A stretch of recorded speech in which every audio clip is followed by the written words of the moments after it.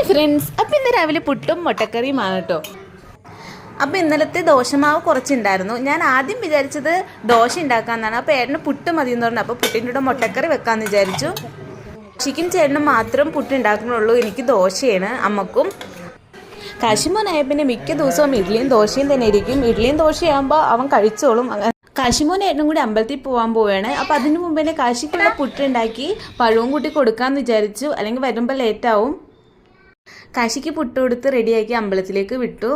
മുട്ടക്കറിക്കുള്ള സവാളയൊക്കെ നല്ലപോലെ വഴറ്റി അതിലേക്ക് കുറച്ച് ഇഞ്ചി, വെളുത്തുള്ളി, പച്ചമുളക് ഇട്ട് കൊടുത്തു. അത് കഴിഞ്ഞ് നമുക്ക് നമ്മുടെ മസാലകളെല്ലാം ഇട്ട് കൊടുക്കാം. മുളക് പൊടി, മല്ലിപ്പൊടി, മഞ്ഞൾപ്പൊടി, പിന്നെ കുറച്ച് ഗരം മസാല കൂടി ഇട്ട് കൊടുത്ത് നല്ലപോലെ ഇളക്കി. പച്ചമുളകൊന്ന് മാറിക്കഴിയുമ്പോഴത്തേനും മുട്ടയിട്ട് ഇളക്കി ഒന്നാം പാല് ചേർത്ത് കൊടുക്കുക. ഒന്നാം പാലൊന്ന് തിളച്ച് കുറുകി വരുമ്പോഴത്തേനും നമ്മുടെ രണ്ടാം പാലും കൂടി ചേർത്ത് കൊടുക്കുക. അത് നല്ലപോലെ വറ്റിച്ചെടുക്കുക. ഏഴിനുള്ള പുട്ടൊക്കെ ഉണ്ടാക്കി ഒന്ന് സോഫ്റ്റ് ആയിരുന്നു.